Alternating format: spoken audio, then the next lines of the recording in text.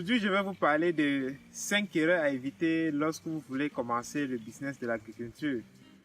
Certaines parmi ces erreurs, je les ai commises, donc je vous les communique pour qu'à votre tour, vous puissiez les éviter. La première erreur, quand vous vous lancez dans l'agriculture, c'est d'éviter de commencer grand. Certains, peut-être parce qu'ils ont beaucoup de moyens ou pour toute autre raison, commencent les cultures avec 50, 100 hectares. D'autres, quand ils sont au niveau de l'élevage, peuvent commencer les poulets par exemple avec 5 000 ou 10 000. Ça, c'est une mauvaise façon de faire. Moi, je vous conseille, si vous voulez commencer une culture, de commencer sur 1 hectare afin d'optimiser déjà la production sur 1 hectare. Parce que ça ne sert à rien d'avoir 50 hectares alors que vous êtes moins productif que celui qui fait 1 hectare. Au niveau des poulets, c'est pareil.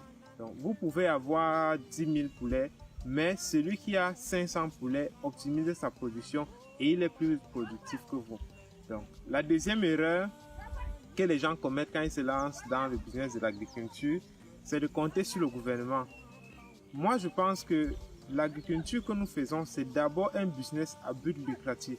Donc, si le business réussit, nous sommes les premiers gagnants. Donc, nous n'avons pas forcément besoin de compter sur le gouvernement. Une autre chose aussi, c'est la lenteur au niveau des procédures. Vous pouvez engager une procédure d'accompagnement ou de financement au niveau du gouvernement et puis ça prend 2 ans voire 3 ans pour qu'on puisse vous financer au cas où on vous finance. Donc, si vous comptez sur le gouvernement pour pouvoir lancer votre projet, vous pourrez après 2 ans, 3 ans n'avoir même pas encore commencé. Donc, commencez votre projet. Si entre-temps vous avez un accompagnement du gouvernement, tant mieux. Mais si vous n'avez pas, continuez votre projet. La troisième erreur que beaucoup commettent, c'est de faire le business de l'agriculture à temps partiel. Certains se disent qu'il suffit de rester gaillardement dans leur bureau climatisé en ville et puis d'envoyer de l'argent pour qu'on puisse les faire de l'agriculture. Pour faire l'agriculture, il faut être présent au quotidien. La quatrième erreur que beaucoup de gens commettent, c'est qu'au départ, ils font plusieurs cultures au même moment. Donc, certains que j'ai rencontrés se vantant de faire en même temps les plantains, le poivron, le gombo, le piment, le maïs. Mais moi je dis, pour être efficace, il faut se spécialiser, surtout au départ, dans un seul domaine. Parce que quand vous commencez votre business, déjà les moyens sont limités, les ressources même sont très limitées. Donc, si vous voulez disperser ces ressources-là sur des cultures que vous ne maîtrisez pas, le business devient encore plus risqué.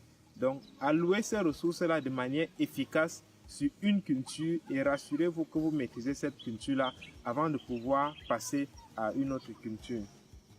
Enfin maintenant, l'erreur que d'autres gens commettent aussi lorsqu'ils veulent se lancer dans l'agriculture, c'est de confier leur projet à un ami ou à un membre de la famille. Ça, c'est quelque chose que les gars de la diaspora aiment bien faire.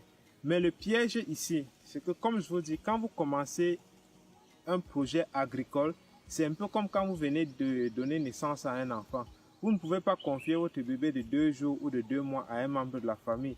Donc, il faut que vous-même vous soyez là pour suivre votre projet. Vous êtes le seul qui avait la vision de ce projet et vous êtes le seul qui connaissait comment est-ce que vous allez mener ce projet à bon. Et il faut absolument que vous soyez là au début. Un autre piège aussi de cette erreur, c'est que vous risquez de vous faire escroquer par les membres de vos familles ou par vos amis. Beaucoup de nous connaissent des gens qui ont eu à donner de l'argent en finançant des projets qui reviennent 1 an voire 2 ans après et qui se rendent compte que le projet n'a même pas encore bougé d'un mot. Donc pour éviter cela, au début, vous devez être présent et vous rassurer que votre projet décolle comme il le faut afin de ne pas pouvoir vous retrouver en larmes après. Donc merci d'avoir écouté cette vidéo, j'espère que vous avez apprécié. Si vous avez aimé, n'oubliez pas de cliquer en bas, commenter aussi et partager pour vos amis qui veulent s'investir dans l'agriculture. Rendez-vous au sommet.